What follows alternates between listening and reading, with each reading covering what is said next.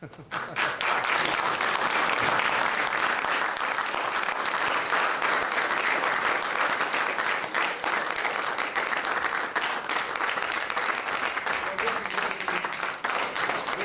to be something, it never happened before, I understand.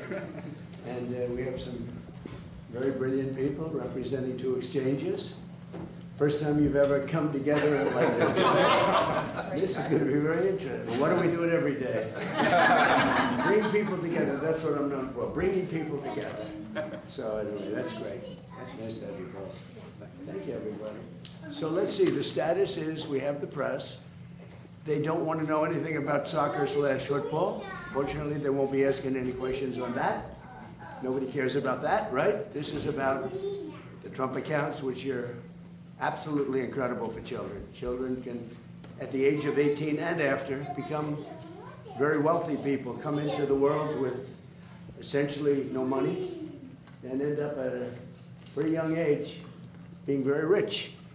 And that's something that we've wanted to do, this country's wanted to do for 25 years. Michael and Susan, you've been so great. My Gerstner man has been so fantastic. You pushed everybody, it was so good. And I just want to thank everybody. It's a great honor. We'll have a little fun, and we want to be exactly on time. Are we allowed to be 15, 20, 30 seconds late? Look at that clock. Typically, no good, Jeff, right? And I'm going to ring that bell. And does that bell, does it stay in the White House? Because I'm not giving it back. We're going to put that in the middle of the new ballroom. I'm not going to give that bell back. It looks to me like it's going to stay. It's staying here. Well, we'll watch the clock. Thank you, Mr. President. So great to see you. So great to see you. Great show this weekend. Thank you. I was down in your box. I really enjoyed it. Thank you. Yes, sir.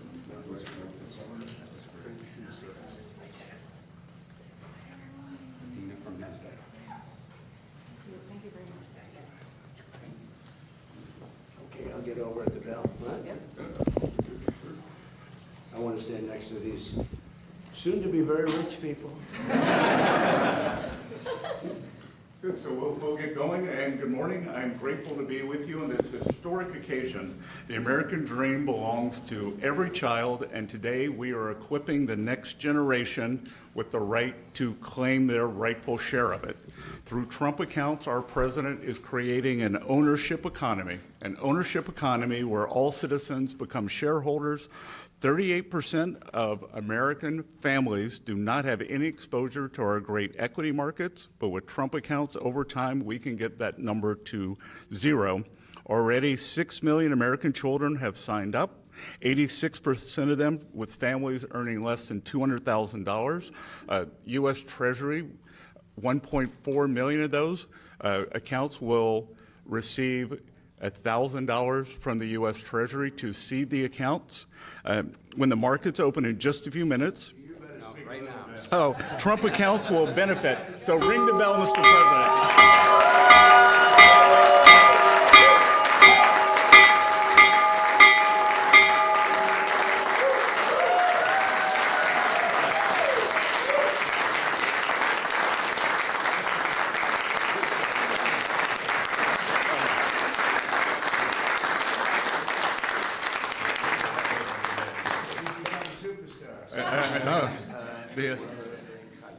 So I will just finish by saying, on the eve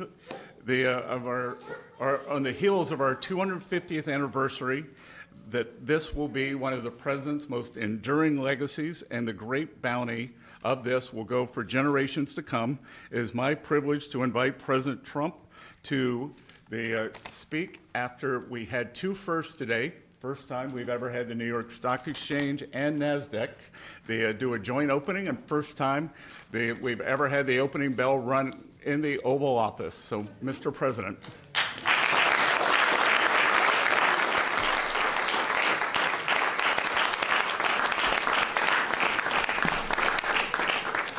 Well, this is very exciting, an amazing achievement.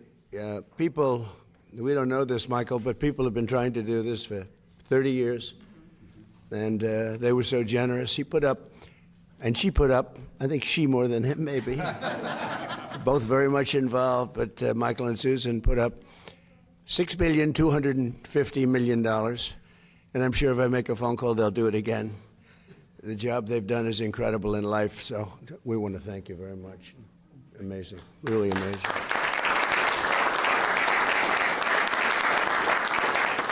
And our friend from Micron, by the way, called me on Friday, and he said Micron's putting in $250 million, and he's done a phenomenal job.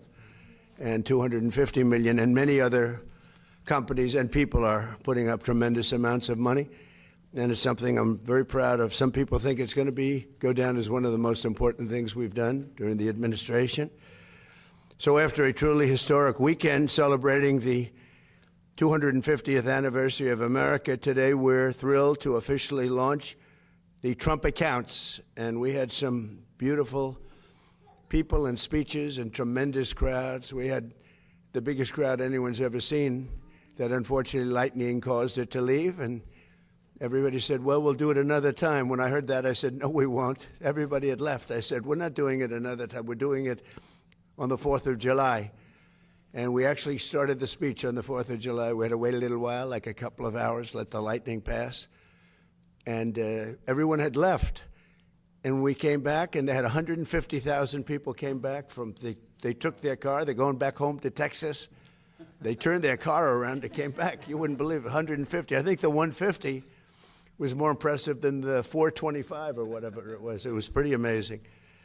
And Mount Rushmore, likewise, was so incredible. So people love our country. Our country is doing incredibly well. Strongest military in the world has been displayed with Venezuela, who we're getting along with fantastically now. We've taken hundreds of billions of dollars of oil and given them hundreds of billions. They have more money than they've ever made. And we're doing very well.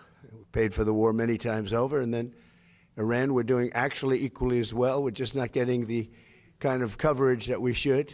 But we have eviscerated them military. And the bottom line is our country is strong. We have the greatest military anywhere in the world. I was with President Xi 3 weeks ago, and I said that, and there was no argument. Nobody's arguing.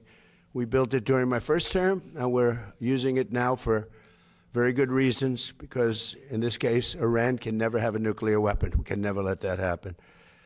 On Saturday, July 4th, our administration deposited one-time seed contributions of $1,000 each into the Trump accounts of over 500,000 American children. It's a lot. And millions more will be getting additional contributions from generous donors like, as I mentioned, Michael and Susan Dell. They are truly incredible people. Go out and buy a Dell computer. He's not doing it for that. But I'll bet his business, Brad, has gotten even bigger. I have a son that loves their laptop. I have to tell you, no, I want a Dell.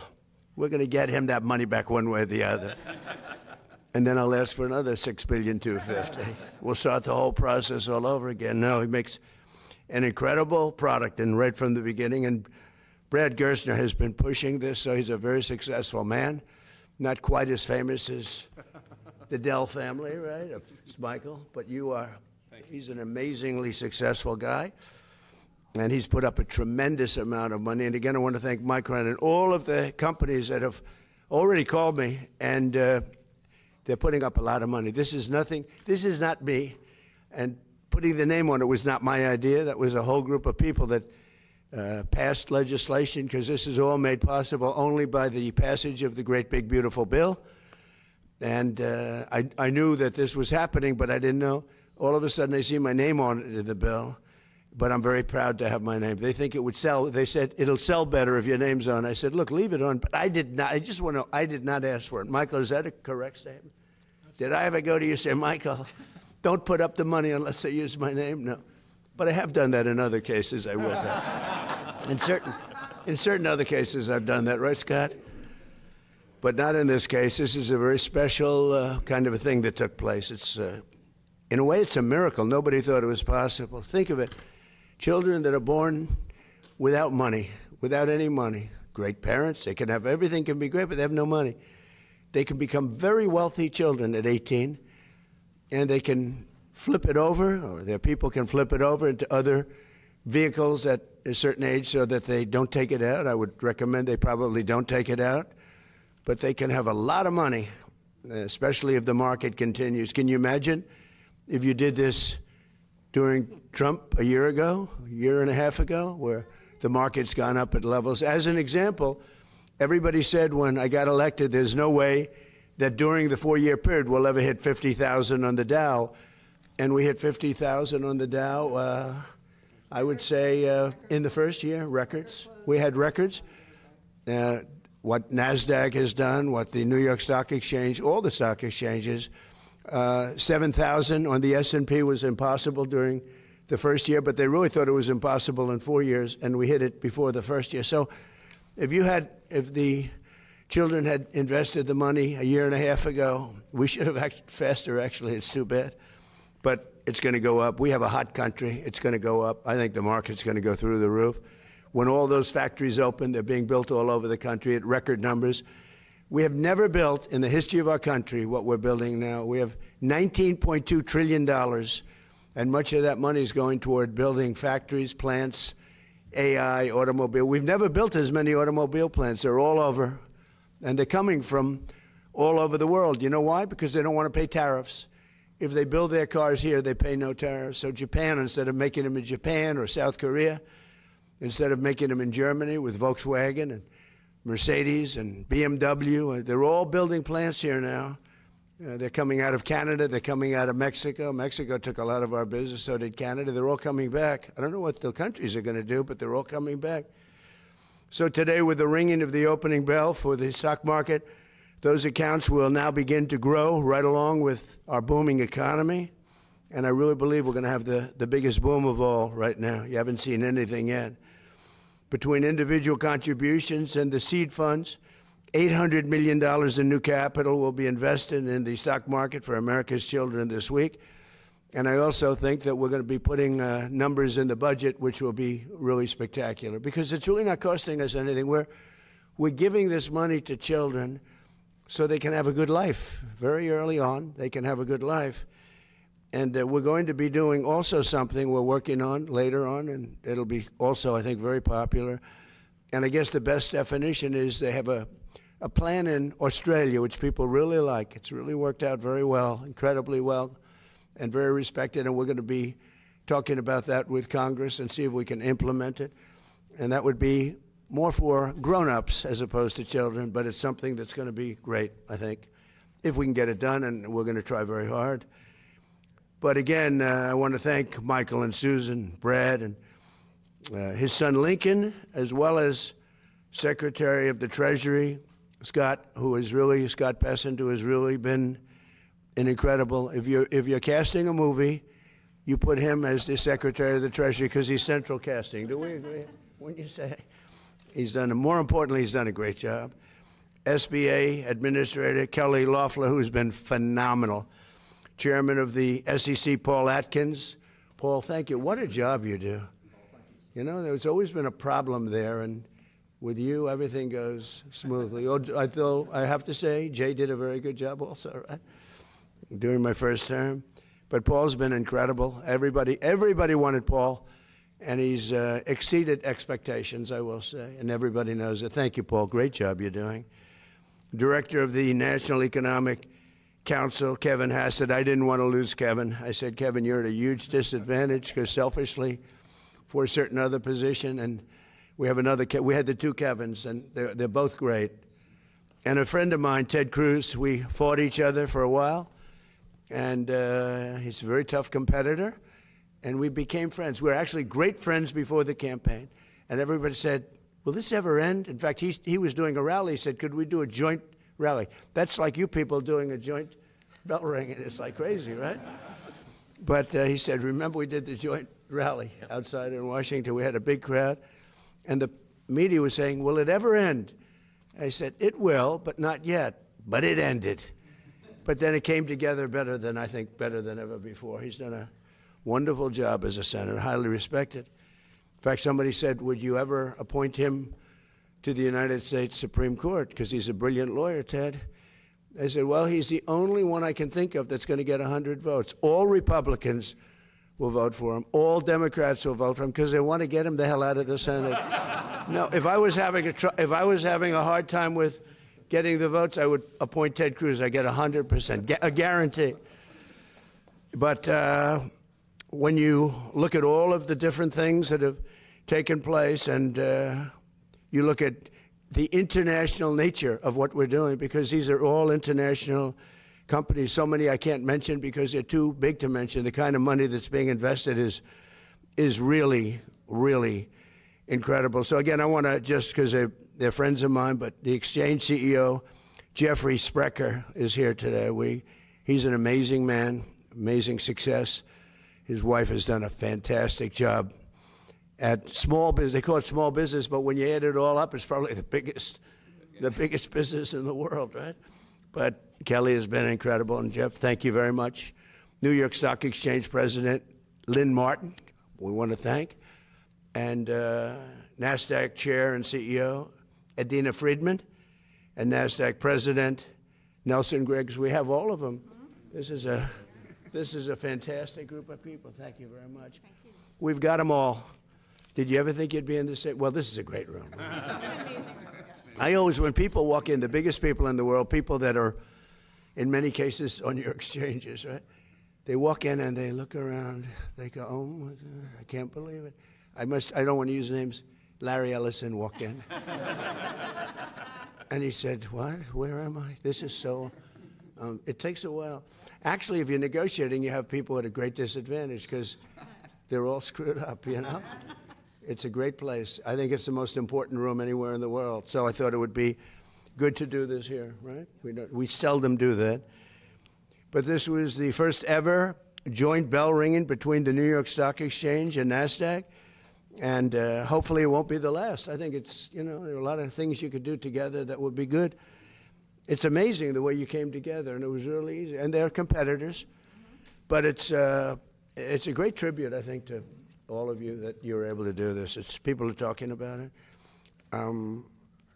The SEC chair, let me ask you, are you shocked that they came? This makes your job, doesn't this make your job a little bit easier? Isn't it nice? Yes, it does. Why can't we do that with Democrats and Republicans? Maybe that's a tougher one. I think that might be tougher. We like borders. We like things that they don't like. But if parents have not done so already, and they are doing so in record numbers, they should go right away to trumpaccounts.gov and sign their child up for a free investment savings account. And again, a lot of people are people that are uninvolved in terms of they don't have the children, but or their children are older, but they're putting millions and millions of dollars into the accounts of poor children, financially poor children. And the parents can't even believe what's happening. So it's an amazing thing. But parents, loved ones, churches, and generous companies and individuals will be able to contribute funds to these accounts to grow throughout the child's life. And again, if we have a good market like we do now, they're going to become actually very rich. They'll have hundreds of thousands of dollars. Think of that. Think of it, a child that has no money can have hundreds of thousands of dollars at a very, very young age. Accounts could grow to be worth numbers that nobody ever thought even possible just 6 months ago before we did this. And again, I have to thank Michael and Susan because they were so proactive. It was really amazing. I just think they're amazing people. So Trump accounts are about giving every American child a stake in America's future and getting some of the upside. And nobody's seen anything like it. And senators like Ted Cruz were at the forefront, and they should be really commended. People have to remember it in the future. It's like so many things I did were so good, and that's only got a 2-year life. Like, as an example, Kevin, I closed the border. We have nobody coming into our country illegally anymore, and I want to make it in my speeches. And they say, sir, nobody cares about that. You've solved the problem. I said, I'd like to talk about it. They said, nobody cares about the border. You've solved that problem. I said, what kind of a business? You solve a problem, you're not even allowed to talk about it. Nobody even wants to hear about it. It's pretty tough. But this is something that they're going to be talking about for a long time because this is going to grow to levels that I think people have no idea. I already see the numbers. So there could be no better way to begin our 250th year. It is so appropriate. Think of that. We're doing it just at this time, this special time.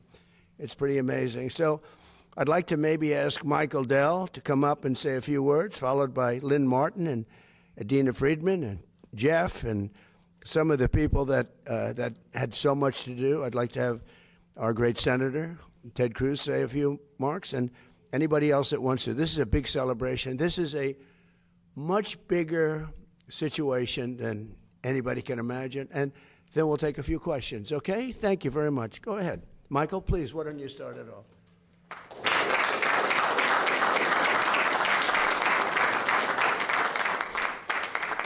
Thank you, Mr. President. Susan and I are very honored to be here as we celebrate the 250th. You know, 42 years ago, I started a company in my dorm room with $1,000. And today, every newborn American child will start their life with $1,000 invested in America's greatest companies, compounding for the future. But Susan and I didn't want the children that were born just before to be completely left out. So we are contributing $6.25 billion, $250 to 25 million eligible American children born between the ages of 2016 and 2024, invested in America's greatest companies for their future, for their tuition, for down payments, for startup capital for a business. And to every business leader out there who hasn't already joined us, please join us. You know, 250 years ago, our founders, in the Declaration of Independence, which is right there, pledged their fortunes to an idea. Today, we're pledging our fortune to the next generation of children. So to tens of millions of American children, your American story starts now. Thank you. Susan.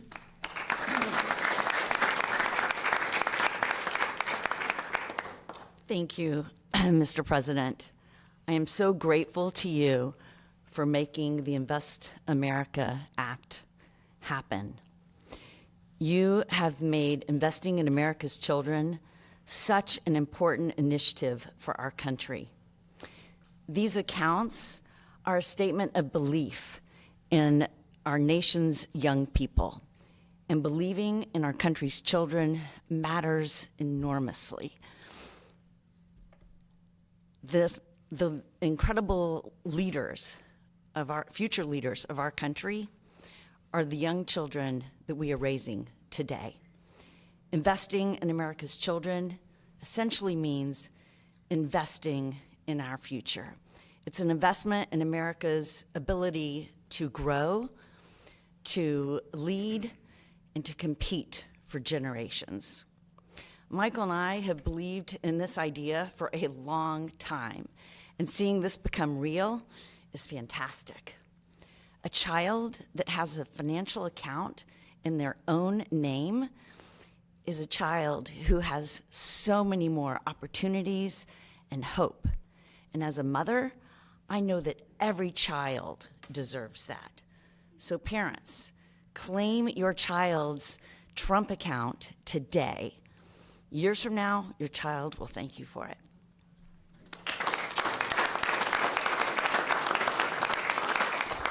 Mr. President, thank you so much for having us today. It is truly an honor to be here for this occasion. For the last couple of days, we have celebrated the thing that makes this country unstoppable, and that is our freedom. And out of freedom is born the American dream. And today, under your leadership, it is the purest manifestation of that American dream. You are offering the American dream to the youngest generation to allow them to participate in the great wealth of America. And as the president of the New York Stock Exchange, we couldn't be more proud to be here, more grateful to you and your leadership, and more optimistic about the future of this country, which is going to be led by this next great generation. We were born on the corner of Wall and Broad Street, where our first president was inaugurated. And we could not be more optimistic about this nation's future. Thank you so much. Mr. President, thank you very much for inviting us into the Oval Office today to celebrate something very special. You know, as Americans, over many, many generations, we have come together in unity.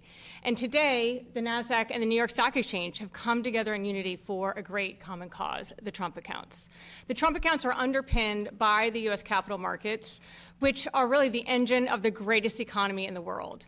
But part of that promise of the markets is to make it so every American can share in that great economy. And today, with the Trump accounts, the next generation of Americans, every American, will have the opportunity to be a part and share in this prosperity of this nation. So I want to thank you for your vision, Mr. President, on behalf of NASDAQ and on behalf of the millions of families who will benefit from what you've created. So thank you.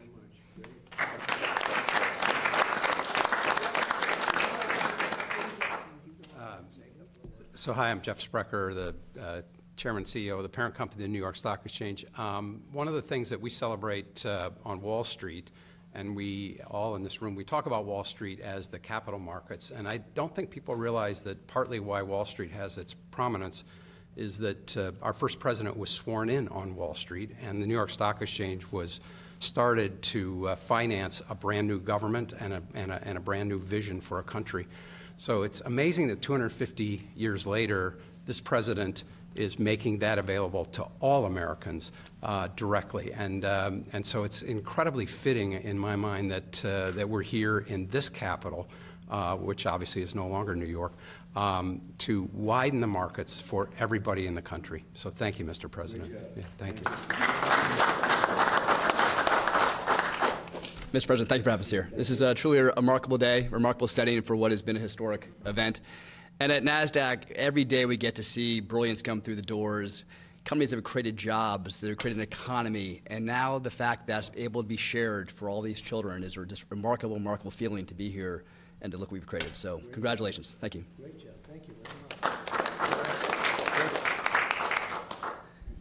It's great to be here, Mr. President. We wouldn't be here without you.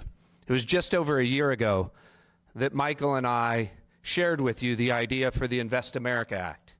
We had been working on it for 4 years. We had tried to get it done under a prior administration. Kevin and I met in the Speaker's office some 3.5 years ago on the idea.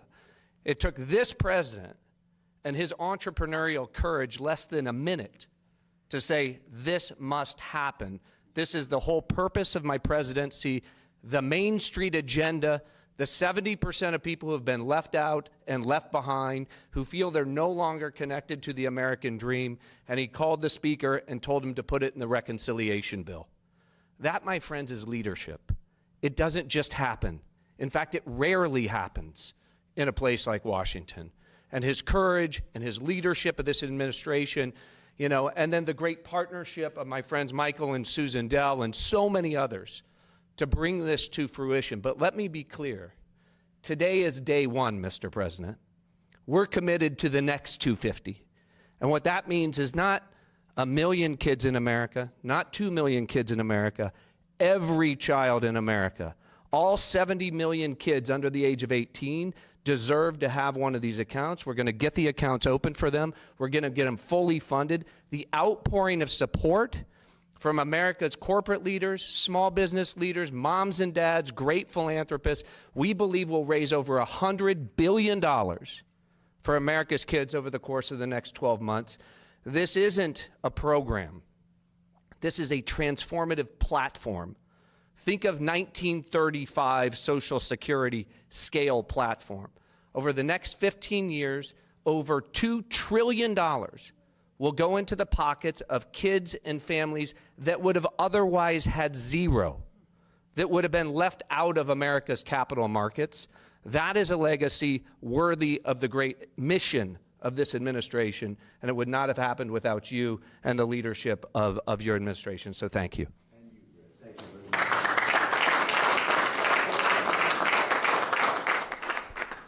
Mr. President, I want to congratulate you on your historic leadership. The document hanging on that wall just turned 250 years old, as did the nation that it created. And the bell that you just rang on the Resolute desk, I believe, heralds in that the next 250 years will be even greater than the first 250. You mean the bell that I'm not giving back? I am not giving back. I think everyone knew you were going to keep the bell. And on behalf of all Americans, thank you for getting rid of that ridiculous red card. This is his. It was spectacular. There was a reason the FIFA trophy sat here for as long as it did. Mr. President, this program, a second ago, Brad made reference to 1935 and Social Security. Trump accounts are in many ways Donald Trump's New Deal. But instead of having government taking care of everyone, Trump accounts are about making every child and every American a capitalist. Every one of our kids is now going to be an owner of the biggest producers in our country. Kids, you guys there, each of you are getting an account. These folks here gave you $250. That's a lot of money that you have right now. And you know what? With that $250, you've purchased a little bit of a bunch of big companies. You know McDonald's? You now own a little bit of McDonald's. When you go to McDonald's, you can look around and say, I own this place. If you get on an airplane and fly, you look at a Boeing airplane, you now own a little bit of Boeing. Can you believe it? You're an owner of Boeing? That is transformational. That changes the way every child looks at the world, and the ability to accumulate life-transforming savings, hundreds of thousands, millions of dollars for the kids of single moms, that is powerful. And Mr. President, in particular, I want to thank you for your unequivocal commitment that this administration, your administration, is going to auto-enroll every child in America. All 70 million children will have accounts open for them, accounts that can then receive gifts from people like Michael and Susan and Brad. Accounts that, let me say to every parent at home, please right now go to trumpaccounts.gov. Go to trumpaccounts.gov, sign your kids up. To every employer, if you're not contributing to the accounts of the employees of your kids, do so now. Match their contribution, double their contribution. And to philanthropists, go adopt a state. Go adopt your city. Go adopt a school. Go say, the kids in my community, the kindergarten class here, we're going to help them get started. This is a moment, I believe, transformational to make sure the next 250 is even better than the first. Thank you, Mr. President.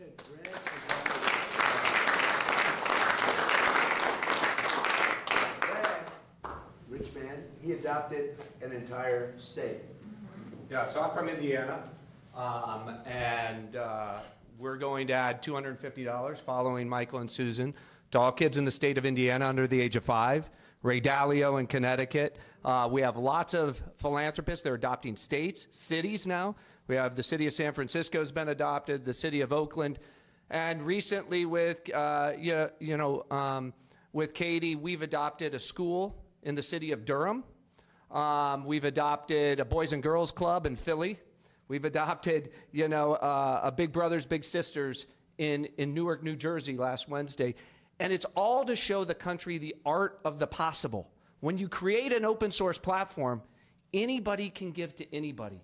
These accounts have a QR code in them, and somebody sends you the QR code and you just double click on your phone and money goes into the account. Thank you to Joe Gebbia and the National Design Studio for their incredible work on the accounts. Thank you. Head of the SEC. So, Thank you, Mr. President. Paul Atkins, Chairman of the SEC. So this is an amazing day, and really I salute you and Senator and Secretary Bessent for all that you've done, to help these accounts go, and then the philanthropists who have also put money into it. But the Senator has it exactly right. We have to remember that all the folks who signed that document 250 years ago, they understood well that America was actually an investment before it was a nation. So joint stock companies were stood up in England and France and the Netherlands to establish New Amsterdam, for example, now New York, and to support the people there. So that is in our blood as a nation. And everywhere I go around the world to talk to my counterparts, finance and other regulators around the world, they always ask me, how do we replicate America's whole ethos of investment and risk-taking? Well, this is exactly how to do it. And as the Senator said so well, for the next generation to have a feeling that they have a real stake in our economy, in the products that are made for their benefit and for the benefit of the world, frankly. So I think it's an exciting day. Thank you very much for your leadership, and I'm really proud to be a part of it. Thank you very much.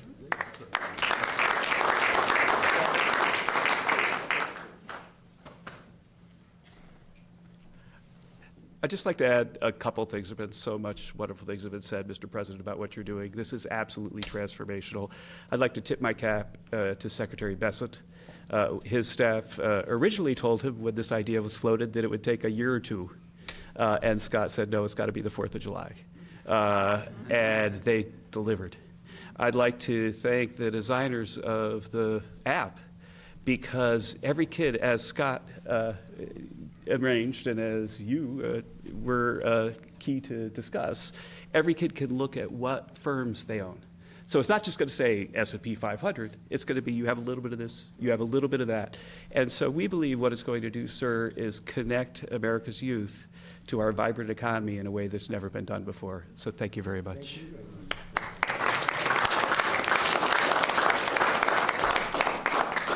So everybody, we thank you. And the press has been very kind about this. This is one they have a hard time attacking.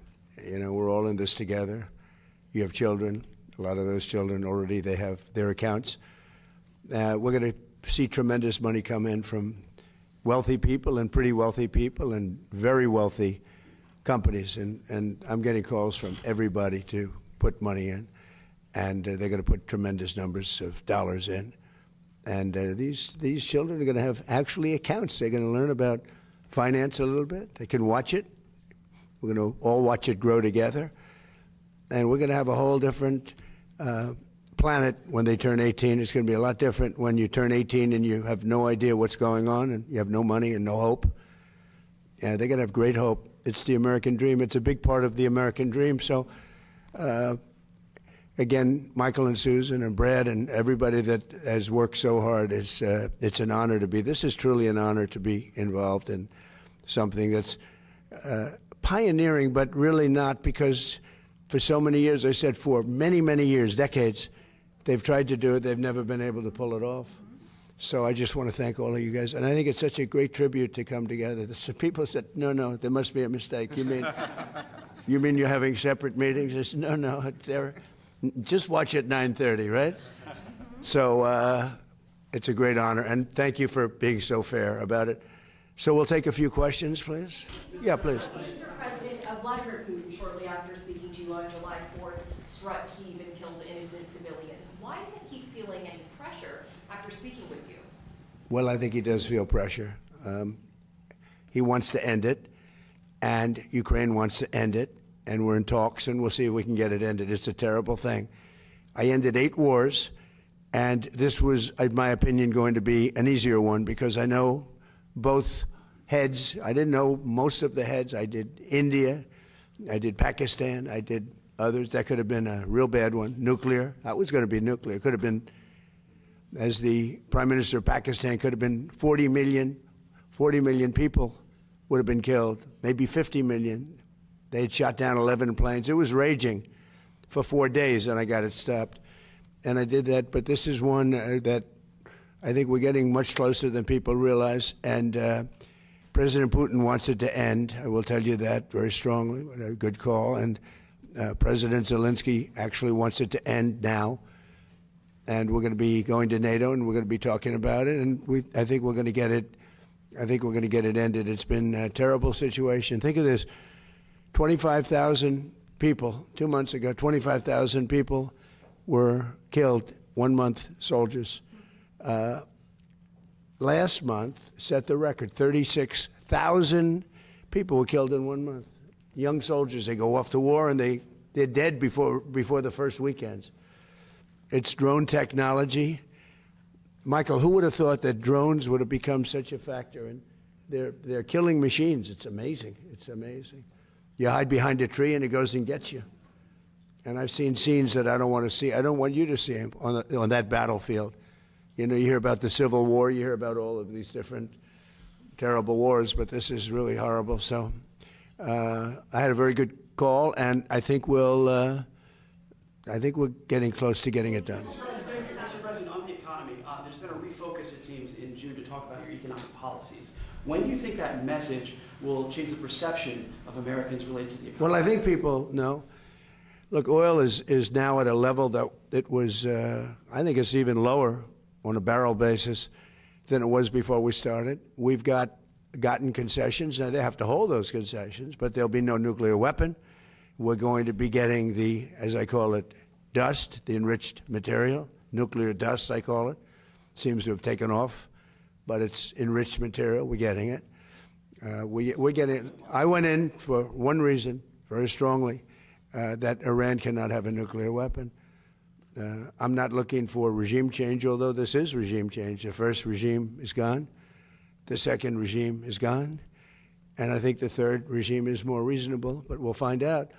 But we've destroyed their, as you know, completely destroyed 150. They had 159 ships. Every single ship is at the bottom of the sea. We've completely destroyed. They don't have one airplane.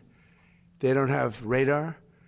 You know, one of the reasons we kept the oil down, because a lot of people said, Kevin, and a lot of people were saying that oil could go to $300, $350 a barrel, but one of the reasons that prediction wasn't right is we were taking out on average of 10, but sometimes less, sometimes more. 3 weeks ago, we had a night, 22 ships came out of the Strait, and the famous Strait of Hormuz, nobody ever heard of, but that is some big money machine, I'll tell you what. When you look at the numbers, Michael, that makes everything look small. No, wait.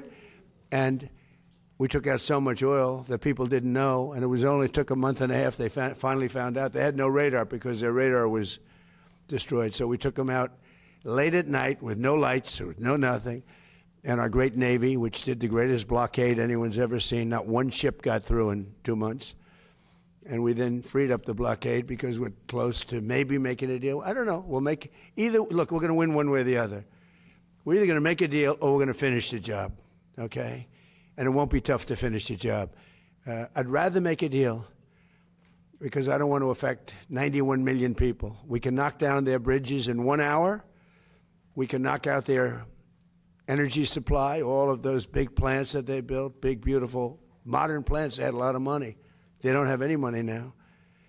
We haven't given them any money. But we can knock out their electricity and power generating plants in, I would say, a small part of an afternoon. Every plant will be gone. And they know that. They know that. Please. Daniel, go ahead, please. Go ahead, please. Thank you so much. No, right behind you? You know why? He's a friendly voice. Go ahead. I wanted to thank you first and foremost for the Trump account. You see? That's what I call a reporter. He's actually a great reporter. So he'll directly benefit from the account. Good. Thank you.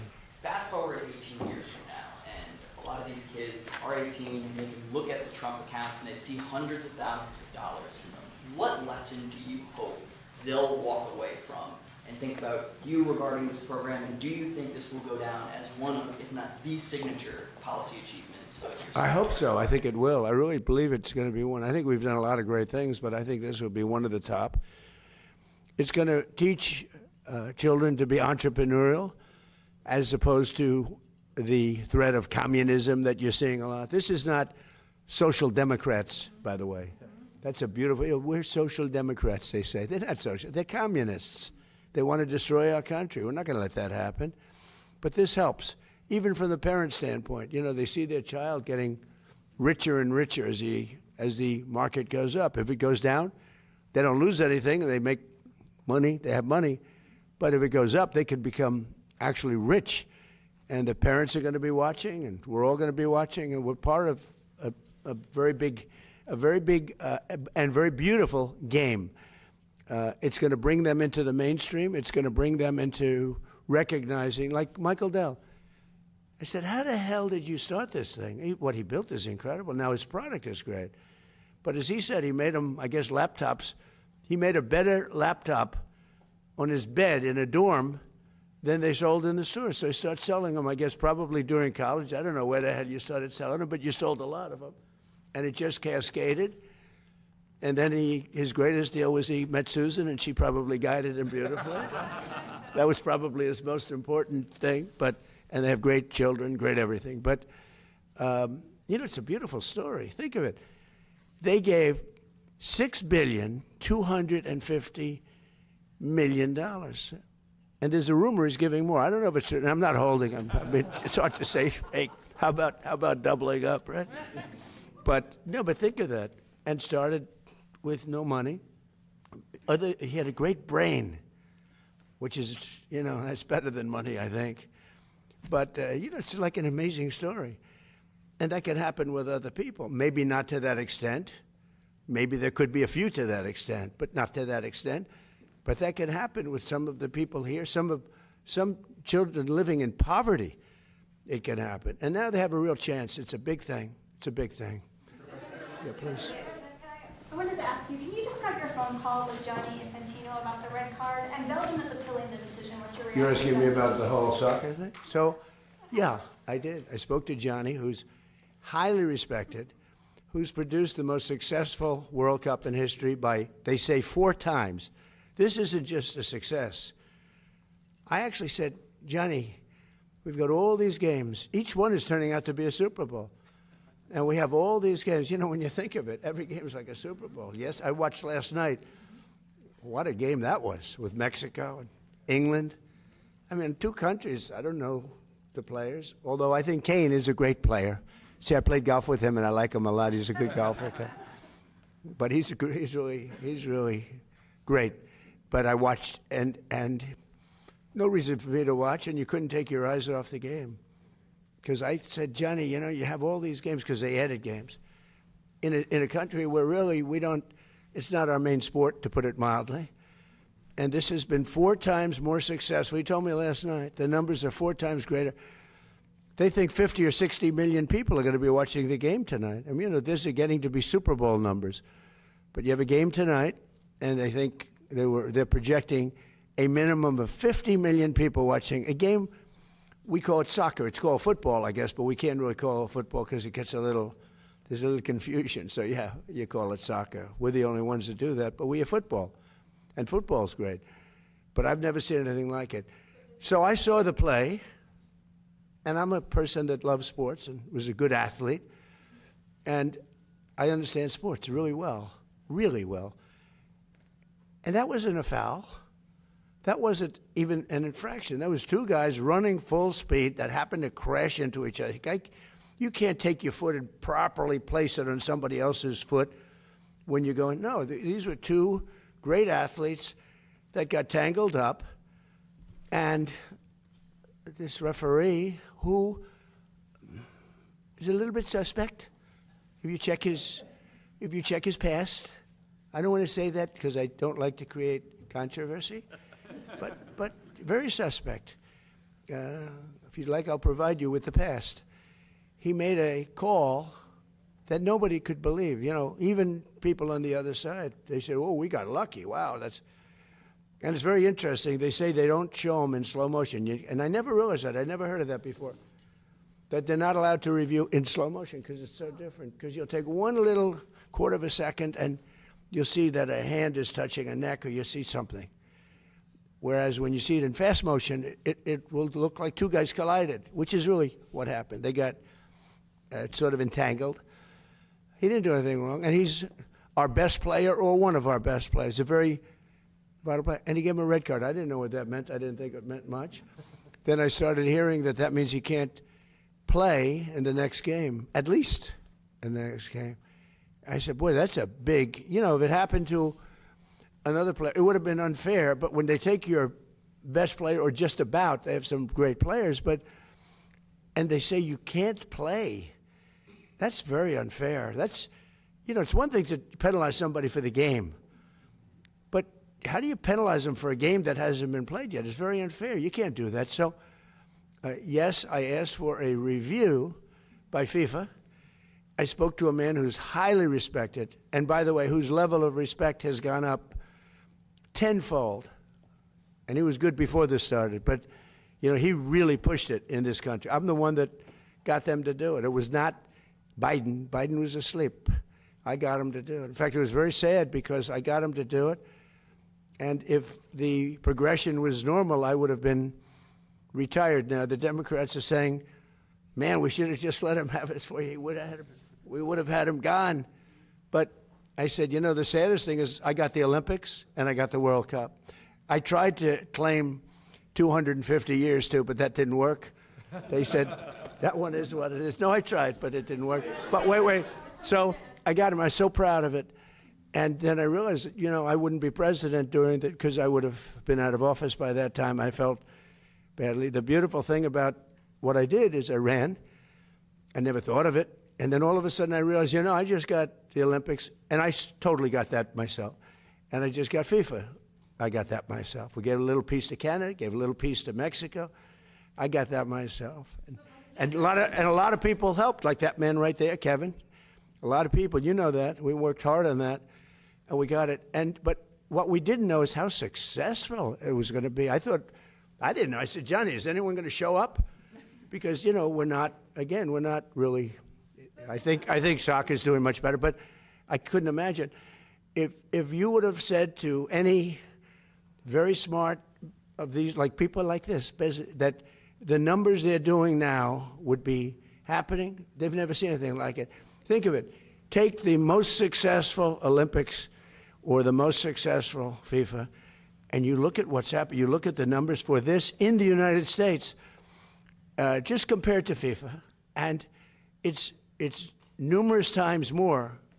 It's not like 10% more, 2% more, 5% more, which is more expected. It's like 4 times more successful than anything they've ever done. In fact, I said to Johnny, let's do it again next time. And he said, that would be hard. I said, no, you do it again. But at the same time, you give it to somebody else for the next one. I don't know. It's a little crazy idea. But all I did, I asked for a review because I didn't think it was a foul. And, again, I'm good at this stuff. I didn't think it was a foul. I thought it was 2 great athletes that crashed into each other and got entangled. That was not a guy punching somebody in the face or anything that, would be different. And I think it's a terrible, if they wouldn't allow, a top player, maybe the best, maybe among the best players on the team to play, I think it would have had a big stain. And I related just that feel. I didn't tell him what to do. I can't tell him what to do. But, and I don't believe he made the decision. I think it was a committee that made the decision. And they made the right decision because, number one, it wasn't a foul. And you want to see a game with your best players. You don't want to say, how would you feel if I took, we take Messi out? Look, he ran into somebody.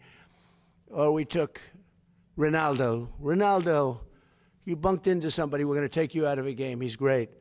Or Harry Kane, we're going to take you out of the game, Harry, because you happen to hit somebody a little bit harder than you can't do that. If you would have taken him out, I think it would have really stained this incredible champion. We got to have our best players, and Belgium's got a great team, by the way.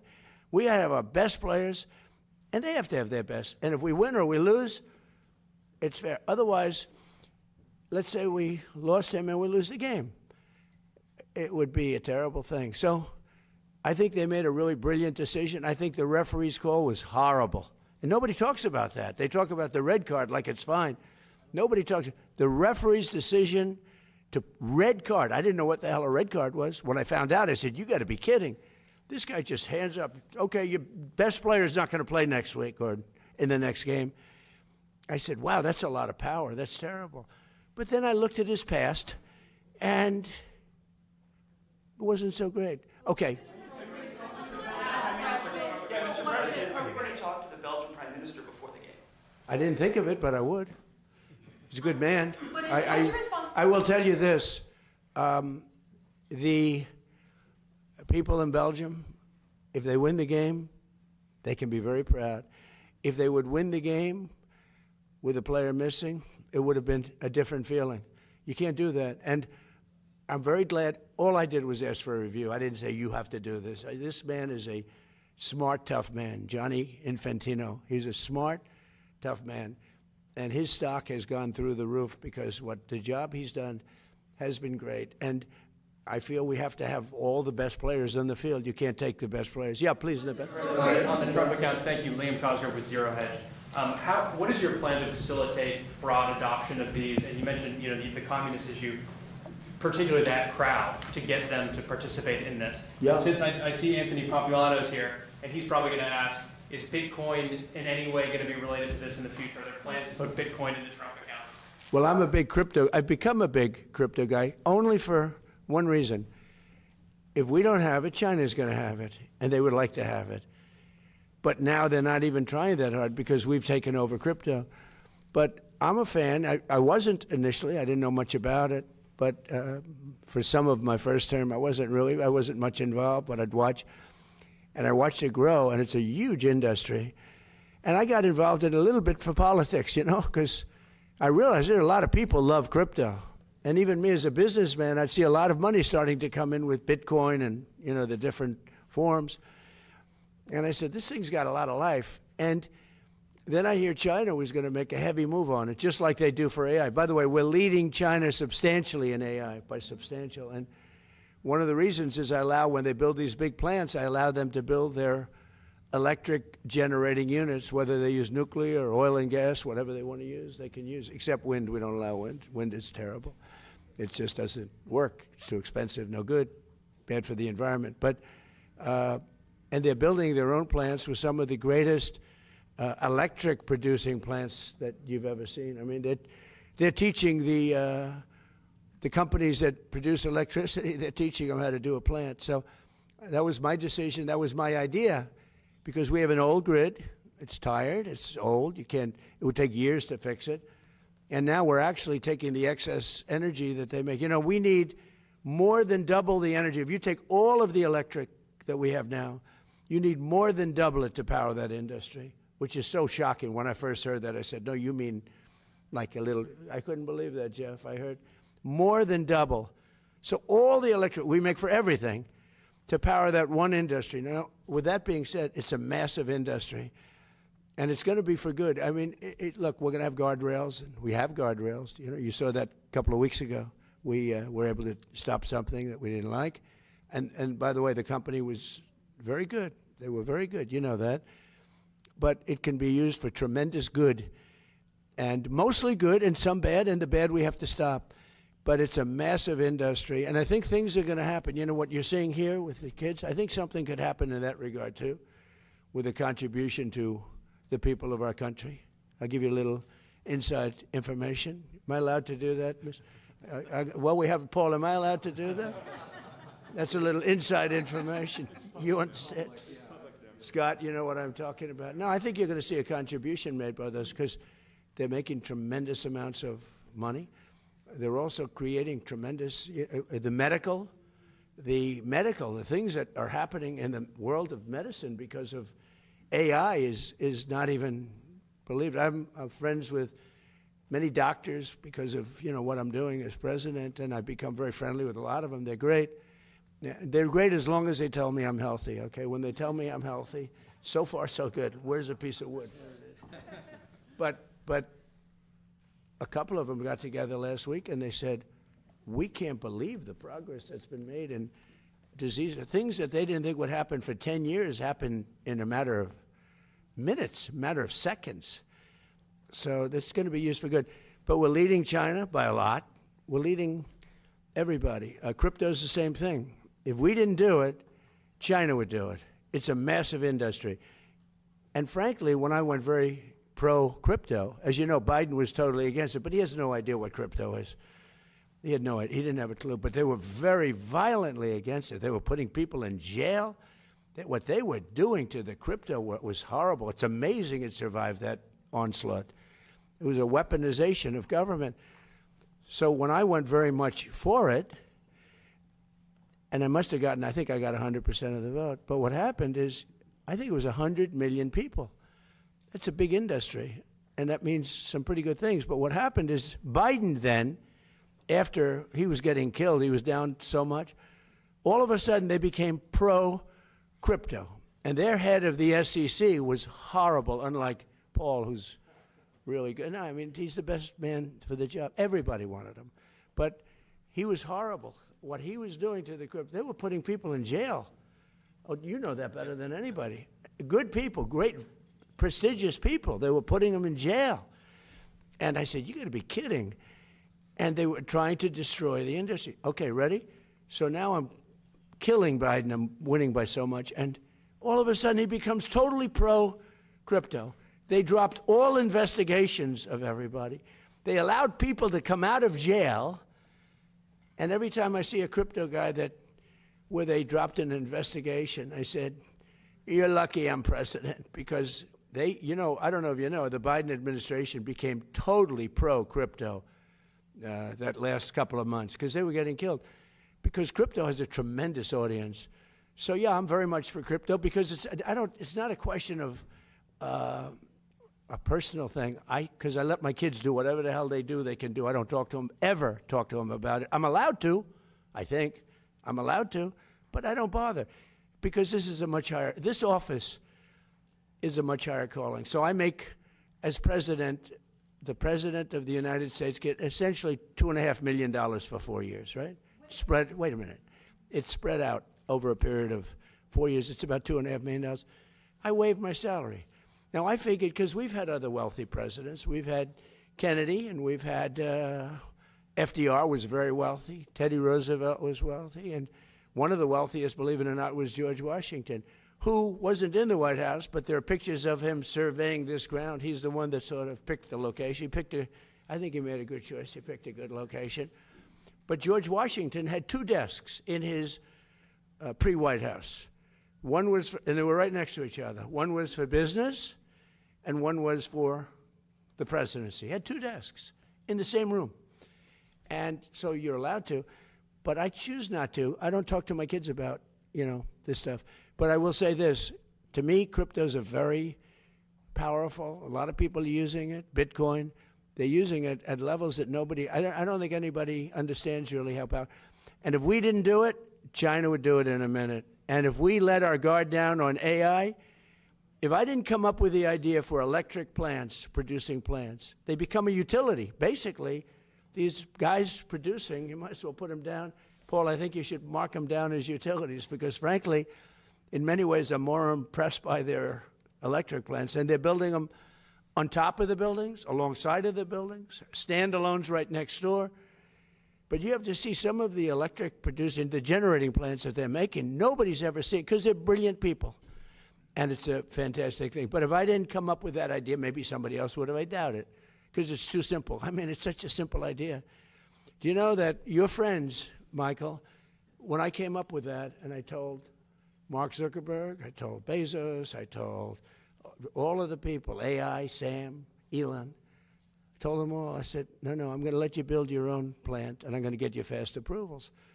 They thought I was kidding. They said, and they would submit plans without an electric plant. And I'd get calls from Lee Zeldin, who's a star, environmental, fast approvals, good approvals, but fast.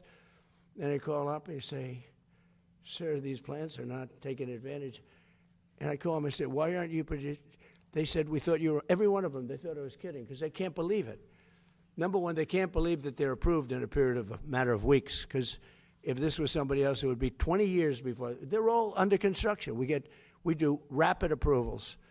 And some are nuclear plants, because nuclear is now really hot and safe. You know, I was not a huge proponent until 2 or 3 years ago, and then I saw what my uncle was a big nuclear guy at MIT. He knew nuclear better than anybody, I think. Anybody in the world, probably. He was the smartest guy. He was at MIT, the head, for 41 years. And he said to me one day, he said, you know, nuclear is going to be the most important thing, but it's also got to be watched. It's got to be watched very carefully, because it can build the world, but it can also destroy the world. He said that. I said, Uncle John, that was a long time ago. But he was exactly right. He called it exactly right. But what they've done with nuclear in terms of generating energy is absolutely, you know, a submarine can run at full speed for 30 years without having to refuel. The only thing it has to do is come up every 90 days for food. They can't solve the food problem. But think of it. A submarine, without having to gas up, can run for 30 years at full speed without stopping. I mean, who would believe a thing like that? But fortunately, we have the best technology, and we have the best submarines. It's something we lead the world in by 15 years. Any other questions? Go ahead. Thank you so much, Mr. President. What? I said thank you so much, Mr. President. Jennifer Schonberger, the Alabama. On the Trump accounts, SpaceX president has said that she's going to donate shares to the Trump accounts. Have you spoken at all with Elon Musk about further share donations, as well as other corporate leaders about share donations? Yeah. Look, I'm like a cheerleader for geniuses. I love geniuses. I love high IQ people. He's a high IQ person. I love high IQ people. And I speak to Elon, I speak to Mark, I speak to Jeff, I speak to everybody. By the way, in the first term, less so. In fact, at my first inauguration, none of them were standing behind me. They were just the opposite. And now at this last inauguration, every one of them was standing behind me. It was sort of amazing. No, I speak to all of them. And I encourage them. I want them to be tremendously successful. Now, there's a thing called TikTok. Have you heard of it? I was watching a show this morning, Maria Bartiromo. She's fantastic. And on her show, they were talking about the dangers of TikTok. And it's Chinese, you know, a whole thing with spying and what they're doing with it. Well, except it was announced about 2 days ago, the new numbers just came out. You know who the #1 person in TikTok is by far? Trump, me. I just got, I'm #1. Like Taylor Swift was #11. I'm #1 in TikTok by far. And the numbers just came out, and I said, well, you know, I'm hearing about how they influence. They're talking about their tremendous danger because they influence, but if they influence so badly, I mean, I'm saying all things like I love our country, we got to stop communism, we got to this and that, we're doing a lot of things, but I'm by far #1. It was sent to me by, you know, the list comes out, #1, #2. I was #1 by a lot. So I guess maybe, I don't know, maybe they're bad, maybe they're not. I know one thing, great American people, tremendous business people and companies bought it. I called President Xi, and everyone said he was a hard no. He was a hard no, but I said, you know, it's a good thing for TikTok, but it's good for us too. American companies, great ones, own our TikTok, and it's very influential. But I'm #1 by a lot. So, you know, I hear this thing was on today, Gordon Chang. I like Gordon Chang, but he's always so negative. You know, nobody's been tougher in China than me, but Gordon Chang, and he's a nice guy. It's like the world is falling down. It's not true. It's not true. We have to be careful because China's a great competitor. But, you know, he was talking about, we must stop TikTok. I'm #1 on TikTok. I think it helped me win the election in a landslide, if you want to know the truth. Yeah, please.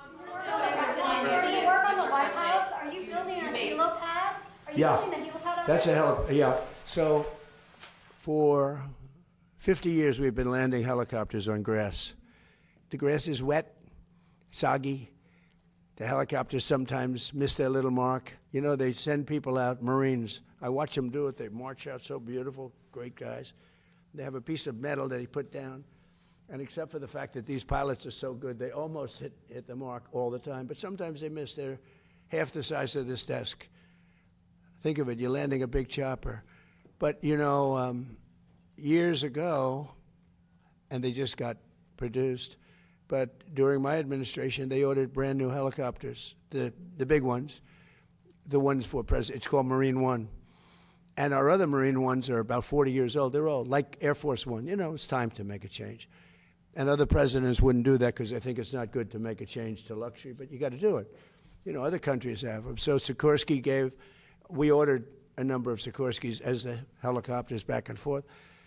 Well, they're about 2.5 times more powerful than the old ones. And when you land on the grass, it's not that the grass gets discolored, it gets ripped out. And it was all over. They landed it once, and nobody planned for this. This was a little bit of a planning mistake. So they landed the helicopter, and half of the grass was sitting in front of the Oval Office front door. The rest of it was scattered all over I mean, literally, it didn't singe it. It also singed it, by the way. But it literally lifted, because of the power. It's tremendous. And everybody said, well, we'll keep using the old helicopters when we have to land at the White House. And for everything else, we use the new helicopters. They said, that's a pretty expensive deal. You wouldn't do that for your company. You'd figure out an answer. So I said, because I have helicopters, and 3 of them. And I said, because they've been great for my business. I think they're incredible. So Sikorsky 76, right? And I always was lucky. I always got helipads. Other people don't. Very hard to get. The hardest thing to get is a helipad.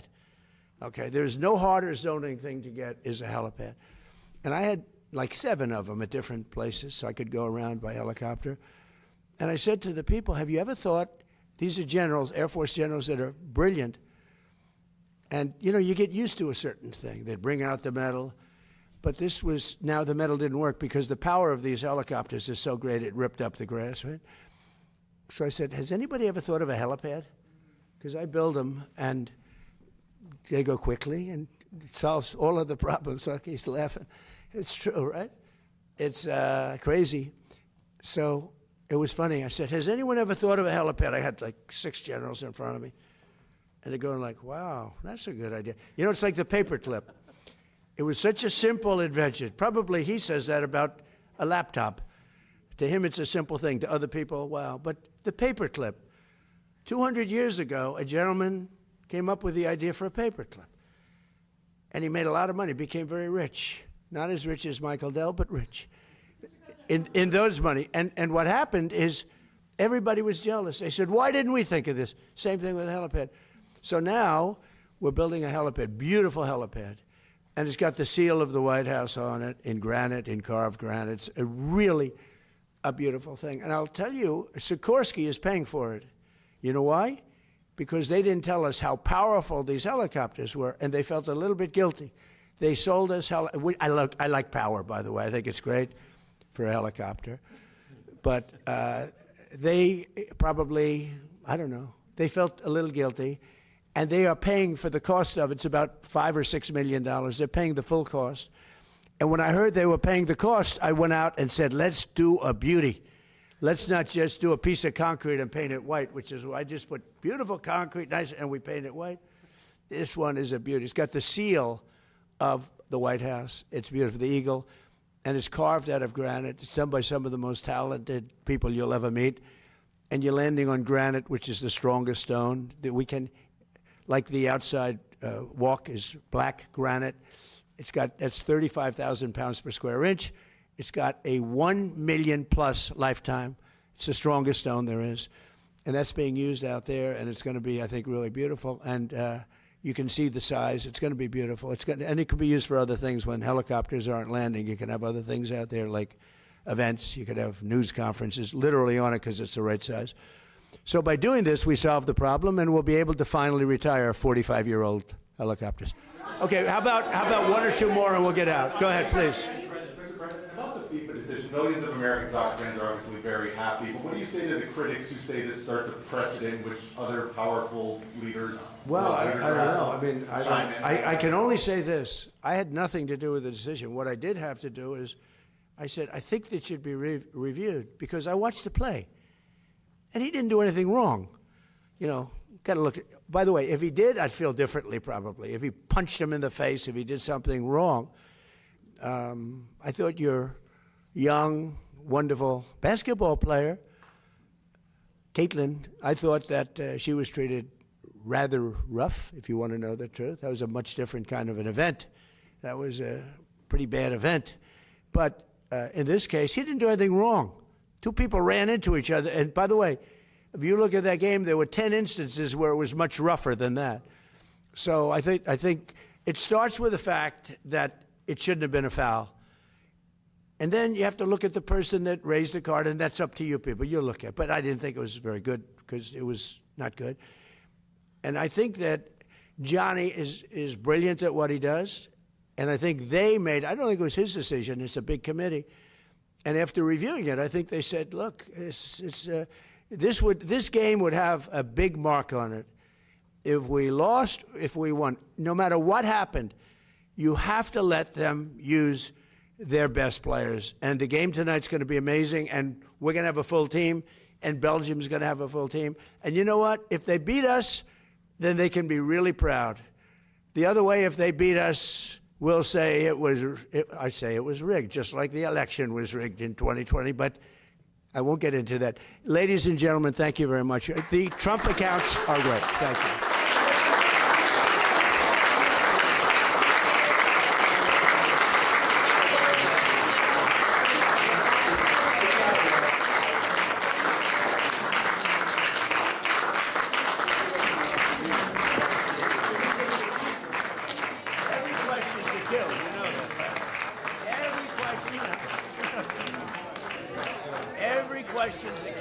Sir, we don't have a helicopter, we have a delicopter.